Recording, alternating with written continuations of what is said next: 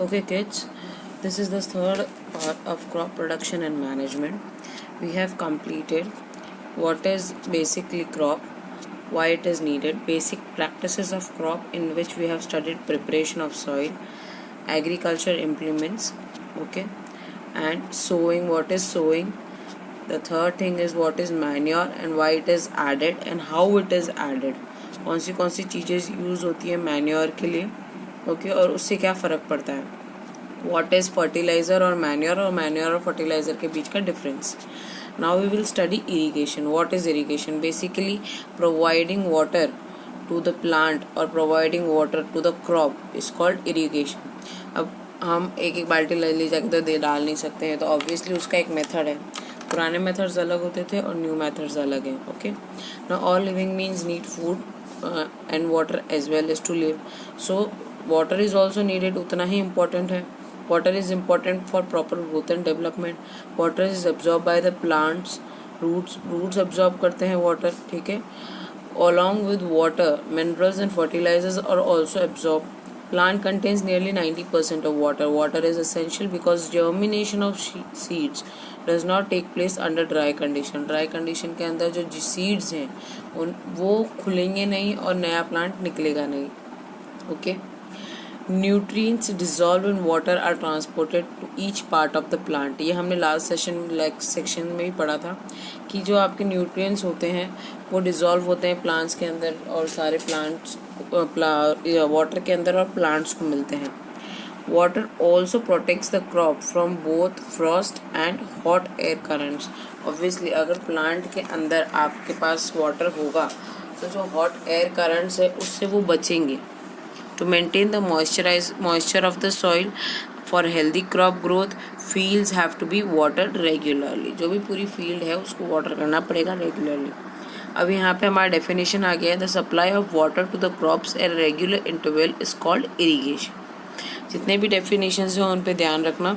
Last में when I will give you the topics for definitions and you have to write down the definitions by yourself.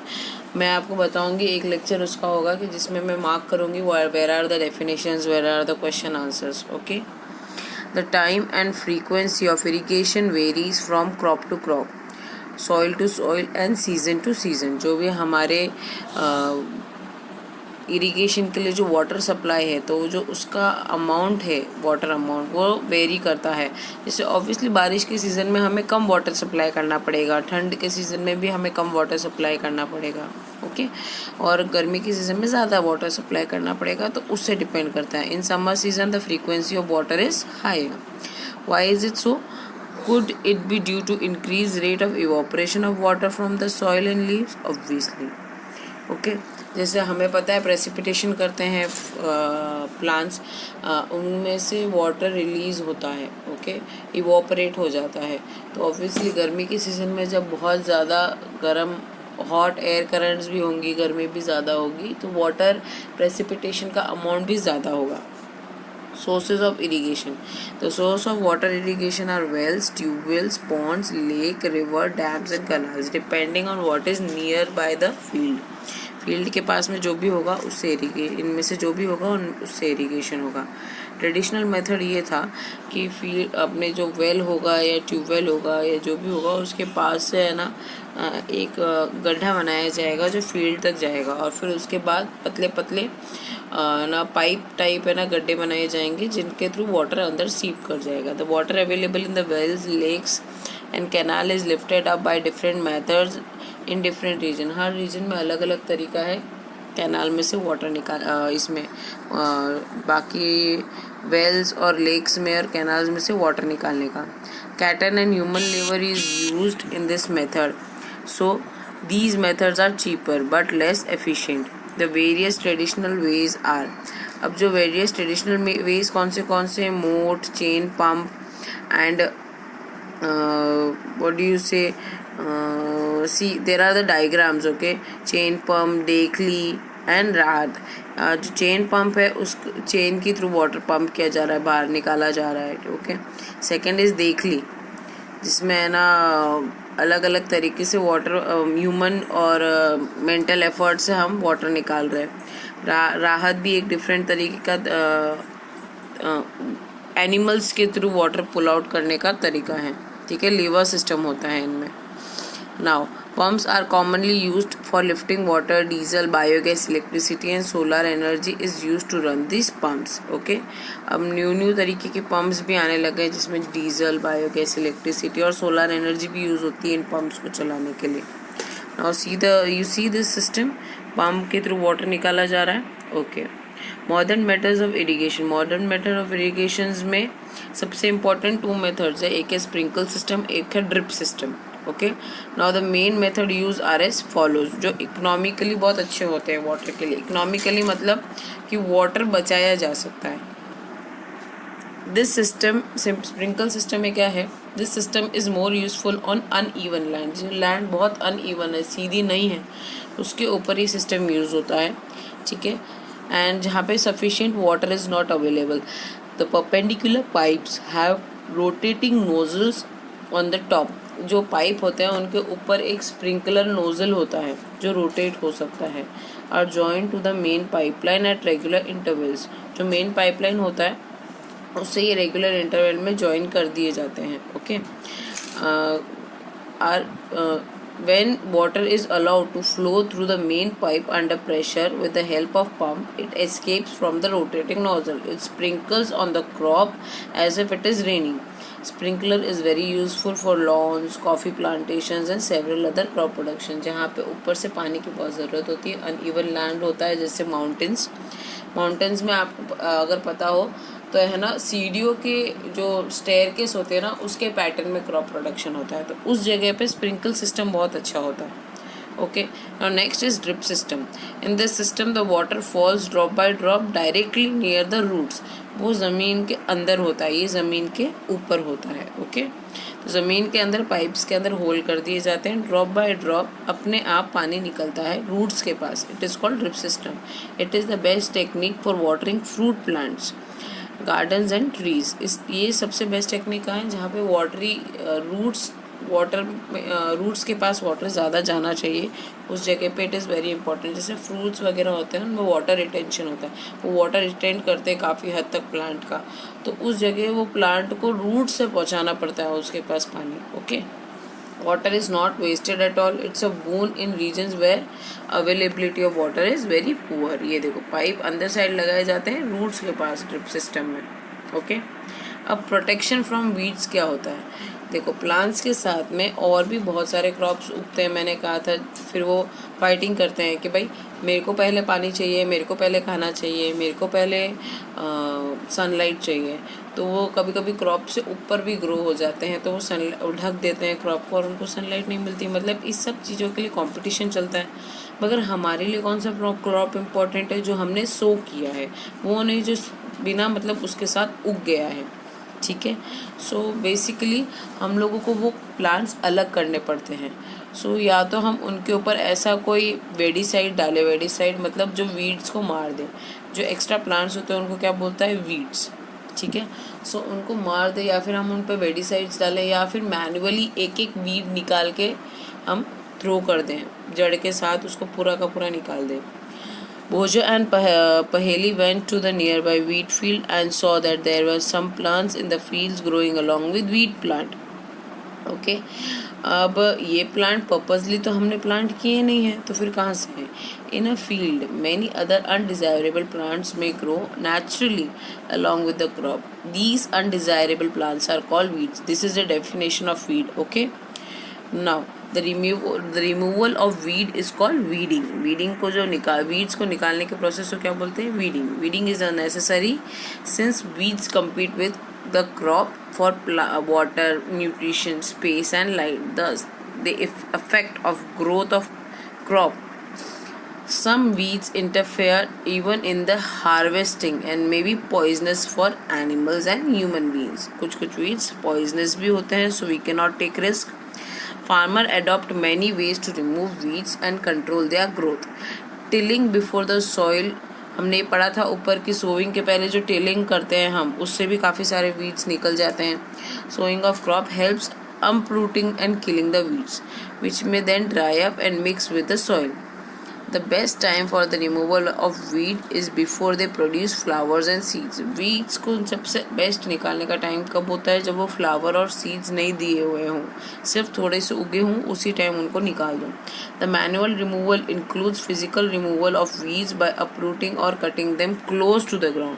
या तो उसको पूरा uproot कर दो, जड़ से निकाल दो, या उसकी अगर आपको लगे कि उसकी जड़ बहुत ज़्यादा नीचे गई हुई है और उससे जो हमने क्रॉप ग्रो किया है उसके बाजू में वो भी टूट जाएगा अगर उसको निकाला तो हमको एकदम ग्राउंड लेवल पे जाके उसको काट देना चाहिए. ठीक है. Which may then dry up and get mixed with the soil. Okay. और cutting them close to the ground from time to time. This is done with the help of khurpi. Khurpi एक दिस इज खुरपी का design. Okay. A seed drill.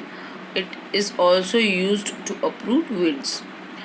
Weeds are also controlled by using certain chemicals called weedicides like 2,4-D. Okay. They are sprayed in the fields to kill weeds. इनको spray किया जाता है, जैसे हम pesticide spray करते हैं वैसे वीडीसाइड्स भी स्प्रे करते हैं. They do not damage the crop. The weedicides are diluted with water to the extent required and sprayed in the field with a sprayer. Okay, ये देखो ऐसे स्प्रे किया जाता है weedicides को. As already mentioned, the weedicides are sprayed during the vegetative growth of the weeds before flowering and seed formation. Spraying of weedicides may affect the health of farmer. weedicides को spray करने से farmer की health ज़रूर affect हो सकती है, तो उसको उतना केयरफुल रखना पड़ता है. अपना माउथ को एक पीस ऑफ क्लोथ से कवर करके रखना पड़ता है. So they should use this chemical very carefully. They should cover their nose and mouth with a piece of cloth during the spraying of chemicals. Okay. तो हमने weeds निकाल दी, extra plant. अब हमारा प्लांट ग्रो हो रहा है. अब एक पूरी ग्रोथ होने के बाद हम क्या करेंगे? उसको कट करेंगे. Now harvesting of a crop is an important task. The cutting of crop after it's mature, it's called harvesting. In harvesting, crops are pulled out और cut close to the ground. ना harvesting का ऊपर definition दिया हुआ है and what is harvesting detail में अब नीचे बता रहे हैं. हम हार्वेस्टिंग में क्रॉप को एकदम ग्राउंड लेवल से कट करते हैं. It usually takes 3 to 4 months for a cereal crop to mature. Mature मतलब पूरा ग्रो होने में, कि उसमें से हमको क्रॉप मिल जाए, 3 to 4 months लगते हैं. Harvesting in a country is done by manually और बाय सिकल और by a machine called harvester. हमारे पास हार्वेस्टर नाम की मशीन भी होती है, नहीं तो हम हाथों से मैनुअली करते हैं. ये देखो सिकल दिया हुआ है, इससे करते हैं. In the harvested crop the grain seeds need to be separated from the chaff. This process is called threshing. अब थ्रेशिंग हार्वेस्टिंग के अंदर आता है. थ्रेशिंग का इन्होंने अलग से दिया हुआ है. What do you call? Definition. Okay. In the harvested crop, the grain seed needs to be separated from the chaff. This process is called threshing. This is carried out with the help of machine combine, which is in fact a harvester as well as a thresher. Okay. We were on harvester, right? So उस process को क्या बोलते हैं? Harvesting. Now it is उसके बाद क्या है? Threshing. This is carried out with the help of machine called combine.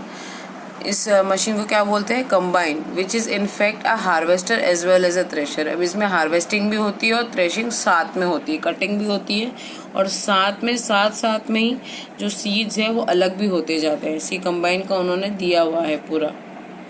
Farmer with small holding of land do the separation of grain with the chaff by winnowing. Winnowing जो process क्या होता है? Separating of chaff from the chaff मतलब कचरा. ठीक है. जो भी ऊपर उसके ऊपर जो लेयर बना होता है सीड के ऊपर जो भी ग्रेन है, तो उसको हटाने को क्या बोलते हैं? Winnowing. You have already studied in the class 6 what is winnowing. Okay. ना हार्वेस्ट फेस्टिवल्स भी होते हैं. वी नो दैट हमारे यहाँ पे हर स्टेट में अलग अलग तरीके से हार्वेस्ट फेस्टिवल मनाया जाता है. After 3 to 4 months of hard work there comes the day of the harvest. The sight of golden fields of standing crop laden with grains fill the heart of farmer with joy. Obviously अपने खेत में इतने सारे grains देख के farmer बहुत खुश हो जाते हैं. ठीक है। तो वो जो खुशी होती है वो उसको एक त्यौहार की तरह मनाते हैं, बिकॉज फार्मर का बेसिक जॉब क्या है, क्रॉप प्रोडक्शन। तो अपने क्रॉप को देख के वो बहुत खुश होते हैं। The effort of the past season have borne the fruits, जो भी पास्ट सीजन में उन्होंने मेहनत की है उसका फल मिलेगा अब उन्हें। And it's time to relax and enjoy a little. The period of harvest is thus a great joy and happiness in all part of country. Men and women celebrate it with great enthusiasm. अब इन festivals का नाम क्या क्या है, पोंगल, बैसाख, होली, दिवाली, निब्याना और बिहू। ये अलग अलग टाइम पे मनाए जाते हैं। होली दिवाली अलग टाइम पे मनाए जाते हैं, दोनों के टाइम पे क्रॉप कटिंग होती है। पोंगल, बैसाखी ये भी अलग अलग स्टेट्स में मनाए जाते हैं। Okay, now next is what, storage. हमको लास्ट में क्या करना पड़ता है, स्टोर करना पड़ता है। अब हमें ये ध्यान देना पड़ेगा कि जो भी हमारे क्रॉप्स हमने कट किए हैं वो स्टोर करने के बाद उनमें कोई गीलापन नहीं लगे। सो ऑब्वियसली हमको उनको पानी से दूर रखना है, फर्स्ट थिंग। फिर उनको पूरा ड्राई करके अंदर रखना है ताकि उनमें कोई माइक्रोब्स अपने आप पैदा नहीं हो जाए। Okay, so storage of produce मतलब हमने जो भी प्रोडक्ट प्रोड्यूस किया है is of an important task. If the harvested grains are kept for a longer time, they should be safe from moisturizer, insects, rats and microorganisms. Okay, हर चीज़ से हमको बचा के रखना पड़ेगा अपने क्रॉप को, जो भी हमारे ग्रेन्स हैं उनको, ठीक है। So harvested grains have more moisturiser. अभी जो मॉइस्चर होता है कंटेंट वो हार्वेस्टेड ग्रेन में ज़्यादा होता है। तो फ्रेशली हार्वेस्ट सीड्स होती है ना, उनको पहले स्टोर करने से पहले ही ड्राई किया जाता है। Grains, if freshly harvested grains are not stored without drying, they may get spoiled by the attack of organism, making them unfit for the use of germination. अब germination के टाइम पे वो यूज़ नहीं कर पाएंगे। Hence, before storing them, the grain are properly dried in the sun to reduce the moisturizer in them. This prevents the attack of insects, pests, bacteria and fungi. ठीक है। आप कभी कभी देखते होंगे आपकी मम्मी जब स्टोर करती है अपने घर पे ग्रेन्स, तो उसके अंदर या तो नीम लीव्स डालती है या अलग अलग तरीके की गोलियां डालती है। वाई? क्योंकि उनको उसको माइक्रो ऑर्गेनिज्म से बचाना होता है। ठीक है। Farmer store grain in jute bags और मेटालिक बिन्स। अलग अलग तरीके के ये हैं स्टोर करने के तरीके। However, large-scale storage of grains is done in silos and granaries to protect them from pests like rats and insects. Okay, insects और rats से बचाने के लिए silos या granaries में बड़ी बड़ी जगह पे large scale में grains store किए जाते हैं। Dried neem leaves are used for storing food grains at home.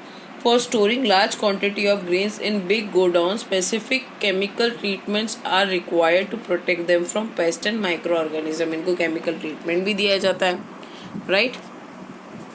Now food and animals, हम animal husbandry हम next session में शुरू करेंगे। हमने basically storage of food तक हमने check कर लिया है कि हमारे grains कैसे store किए जाते हैं। Okay kids, so this is the fourth part and basically the last revision also will be done in this of crop production and management as well as about animal. Now we will work on animal husbandry. After completing this table, see there is a table. Make the following table in your notebook and complete it. कि food और food के sources कौन से हैं. Now after completing this table you must have seen that like plants, animals also provide food like milk के बाद egg होता है, फिर meat होता है, so oil होता है, so वो कहाँ से आता है। ओके, वो sources अब आप खुद try करो, सोचो, लिखो। ठीक है। After completing this table you must have seen that like plants, animals also provide us with different kinds of food. Many people living in coastal areas consume fish as a major part of their diet. In the previous class, you have learnt about the food that we obtain from plants. We just have seen that the process of crop production involves a number of steps like selection and seed sowing, etc. etc. Similarly, animals reared at home or in farms have to be provided with proper food, shelter and care. When this is done on a large scale, it is called animal husbandry. Now this is the definition of animal husbandry. When animals are reared at home in farms have to be provided with proper food and shelter and care, and it is done on a large scale, it is called animal husbandry. Fish is good for health. We get cod liver oil from fish, which is rich in vitamin D. Now basically this is the revision part कि हमारे keywords क्या क्या पढ़े हमने. Agriculture practices, कौन सी practices होती है agriculture में. You have to note it down in your book and write it down so that आप जब रिविजन करो तो it is the best way of revising. Okay, फिर what is animal husbandry, what is crop. Okay, मैंने सबका आपको definition आती है आपको रियलाइज़ करवाया था कि ये इसका डेफिनेशन है. What is fertilizers, what is granaries, harvesting, irrigation, kharif, it is a season, right. फिर उसके बाद मैन्योर क्या होता है, प्लोइंग कौन सा प्रोसेस है, राबी कौन सा आपका सीज़न है, फिर सीड्स क्या होते हैं, सिलो क्या होता है. बेसिकली अगर मैंने आपको नहीं बताया हो तो सिलो एक्चुअली में एक लंबा टॉवर टाइप होता है जिसके अंदर ग्रेन्स फिल किए जाते हैं. Okay, it is a very tube like structure होता है, बहुत लंबा होता है और उसके अंदर ग्रेन्स स्टोर किए जाते हैं. फिर होता है थ्रेशिंग, वीड्स क्या होते हैं और वीडीसाइड्स क्या होते हैं. लास्ट में विनोइंग कौन सा प्रोसेस होता है. So basically you can take it as a homework or else for your own self you can write it down as in what definitions you will write in it. Okay, find out in the video. Now, in order to provide food to our growing population, we need adoption of certain agriculture practices. Now, हम लोग ने basically क्या पढ़ा था उसका ये short में एक summary है. Same kind of plants cultivated at a place is called crops. Okay, in India, crops can be broadly categorized into two types, Kharif and Rabi. ठीक है, it is necessary to prepare soil by tilling and leveling. Plows and levelers are used for this purpose. Okay, sowing of seeds at appropriate depth and distance give a good yield. Depth मतलब अंदर soil, इसके soil के अंदर भी एक level तक हमको कम से कम सीड सो करना पड़ेगा, ऊपर ही सीड सो नहीं कर सकते, right. Good varieties of seeds are sown after selection of healthy seeds. Sowing is done by seed drills. Soil needs replenishment and enrichment through the use of organic manure और fertilizers. हमने ये भी पढ़ा था organic manure और fertilisers में क्या difference होता है. Use of chemical fertilizers has increase tremendously with the introduction of new crop and varieties. Supply of water at appropriate interval is called irrigation. Okay, अब आप काफ़ी सारे जो डेफिनेशंस है वो तो यहीं मिल गए हैं. Separation of grains with from the chaff is called threshing. Okay, second, proper storage of grains is necessary to protect them from pest and microorganism. Food is also obtained from animals for which animals are reared. This is called animal husbandry. Now kids, यहाँ पे exercise है, ठीक है. I am taking a pause so that you can just see कि आप ये exercise कैसे solve कर सकते हो. This is from the book itself. Okay, and then उसके बाद में the first part is fill in the blanks. Okay, the same kind of plant grown and cultivated on large scale is called crop. The first step before growing crop is called, if you could think, dash of soil, preparation of soil, right. Then damaged seeds would dash on the top, float on the top. For growing a crop, sufficient sunlight and dash from the soil are essential, nutrients and water. Okay, now kharif crop, rabi crop, chemical fertilizers and organic manure. ये जो match the column है, try it. Okay, now example of kharif crop and rabi crop. अगर आपने match the column solve कर लिया तो आपको examples भी हाथों हाथ मिल जाएंगे. Okay, write a paragraph in your own words. यहाँ पे आपको पैराग्राफ लिखना है preparation of soil, sowing, weeding and threshing का.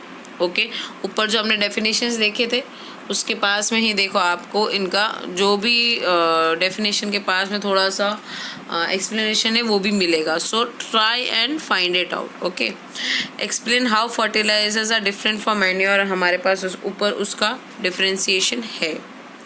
Now, what is irrigation? Describe two methods of irrigation. Irrigation is a process of providing water to the plants. और उसके दो जो टाइप्स हैं वो है drip irrigation and sprinkle irrigation. If wheat is sown in Kharif season, what would happen? Discuss. So just think and try and writing down. ठीक है. Explain how soil get affected by continuous plantation of crops in a field. मैंने बताया था continuous plantation करते हैं तो nutrition ख़त्म हो जाता है, राइट? तो नेक्स्ट क्रॉप को मिलेगा नहीं.